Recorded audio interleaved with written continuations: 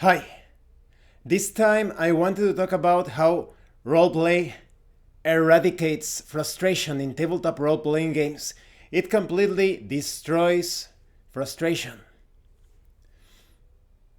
Let's talk about frustration first.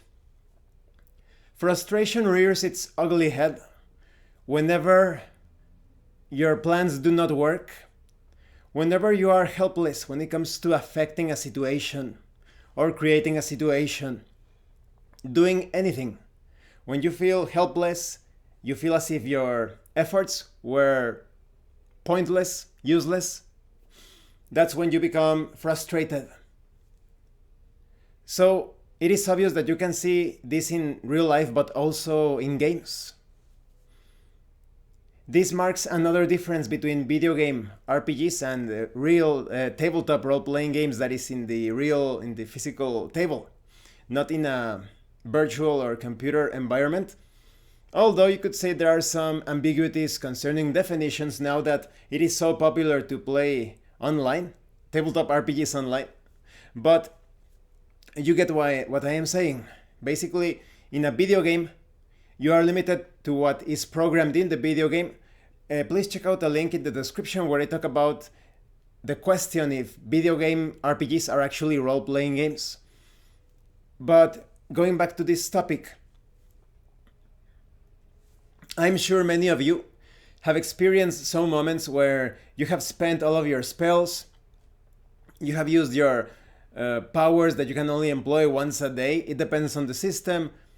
You have used all of your potions, your magical items, etc. So now you are a bit helpless.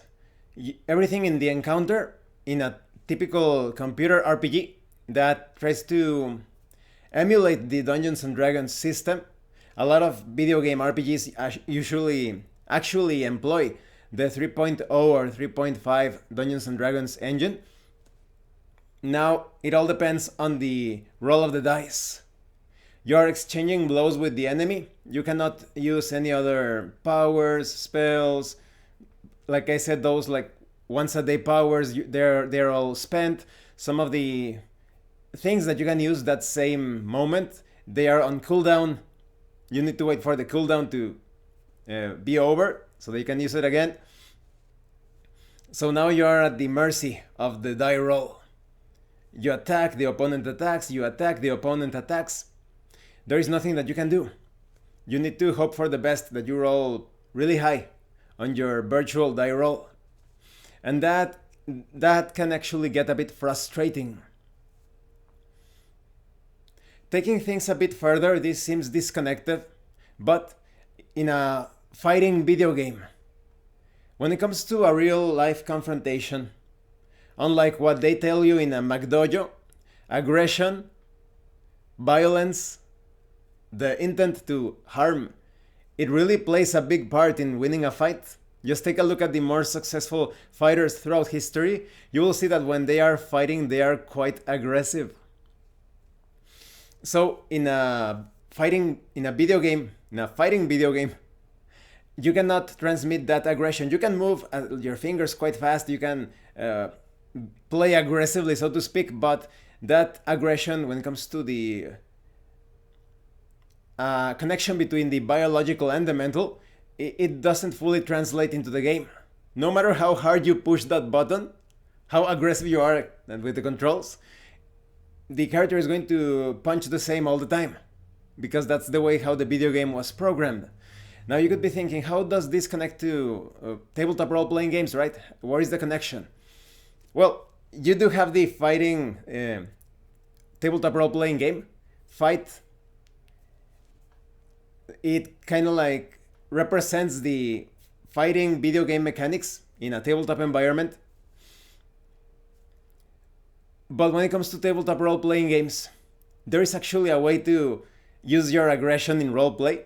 But there is also, going back to the frustration, roleplay truly destroys the frustration, eliminates the frustration in a session, because there is always something that you can attempt, something that you can do. Whenever you are carrying out some sort of skill check or test, you can employ your weapons tools, spells, in a variety of ways. Do you have a spell that creates blocks of ice?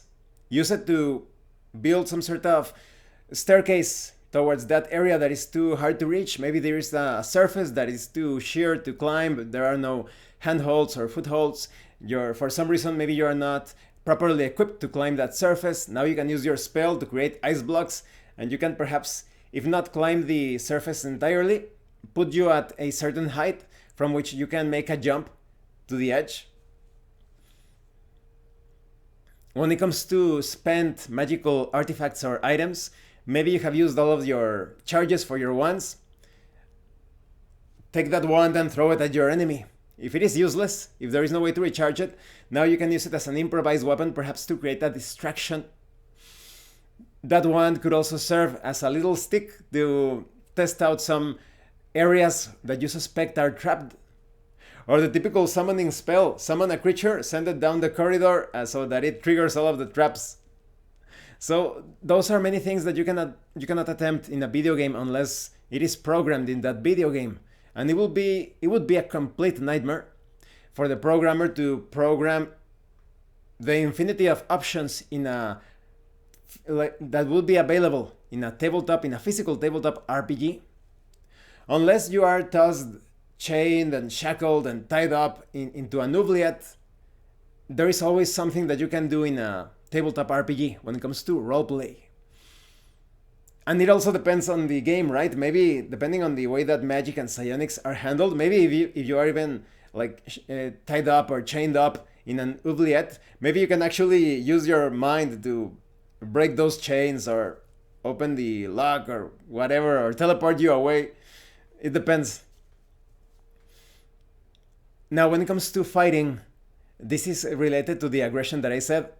Obviously, your aggression isn't going to translate into the tabletop environment perfectly. You're not going to, if I throw the dice hard enough with lots of anger, like, no, it's not going to result in a better roll. But you can be aggressive in your ideas. Do you have a really annoying enemy that is constantly, that enemy has a great dodge bonus or armor class, and he has this rapier and he's stabbing you, and you cannot score a single hit?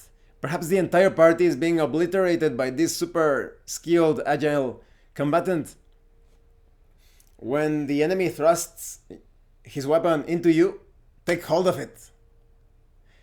Maybe the game master or dungeon master will ask for some sort of check, an ability check, a skill check, it depends. Or maybe you should make an attack roll with a bonus. You take hold of that weapon, even though it is stabbing you. Now you have secured it. Maybe your hand will suffer for it, but you can pull out a Rob Roy, like the film, and you take hold of the rapier, and now the bastard is a bit paralyzed for a second because you took his weapon. Before he lets go of the weapon or backs away, cut diagonally downwards to see if you can deal a lot of damage or even perhaps kill the enemy. Who knows? When it comes to those aggressive ideas, there is always something that you can do. Maybe you even try to self-sacrifice yourself. You throw yourself at the enemy, try to get him into a bear hold, and now the rest of the party can attack that enemy. Or maybe you decide to throw yourself in a sacrificial sort of tactic. You take hold of the enemy and you jump off a cliff or something in order to rescue the party. And who knows, maybe you'll survive the fall. So there are many things that you can employ when it comes to tabletop role-playing games to eliminate that frustration, because otherwise you're going to be playing combats as some sort of video game where it all depends on the roll of the dice. And now the players become frustrated during the fight. They cannot do anything to affect the outcome. They are just making their attack rolls, hoping they get a really good roll. The enemy counters. Perhaps the enemy gets a really good roll, better roll than them. They deal a lot of damage, and you feel that you are the complete mercy of the dice.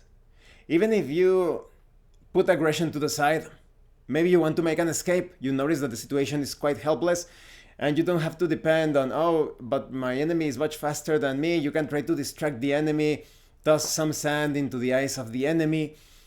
perhaps try to wound the enemy a bit, just enough in the legs, perhaps, in order for you to have an advantage when running.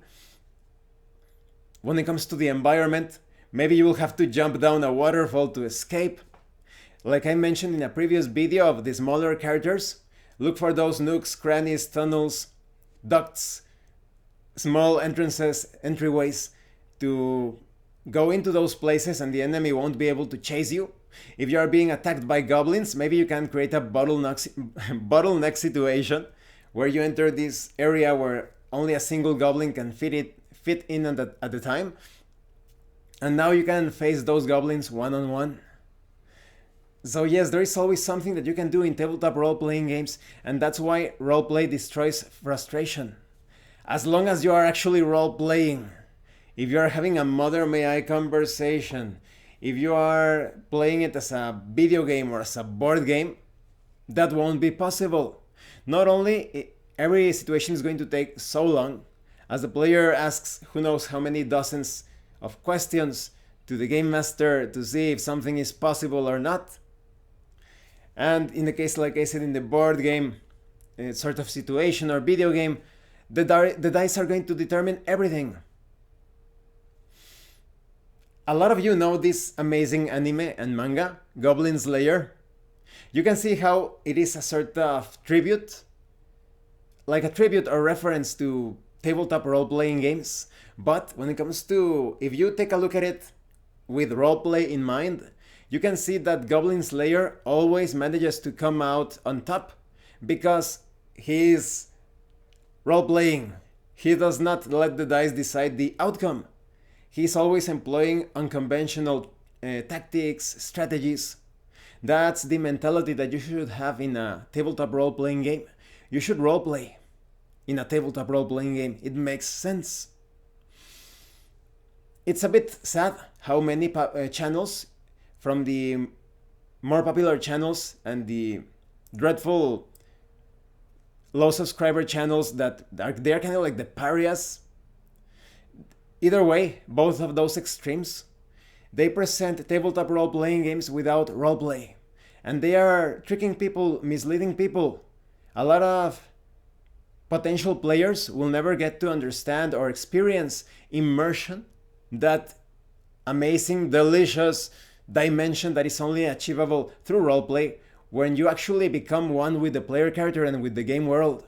They will never get to experience that because they are being misled by those channels that try to eliminate roleplay. They want everyone to stay at their level of mediocrity, and that is very tragic and very insidious on their part.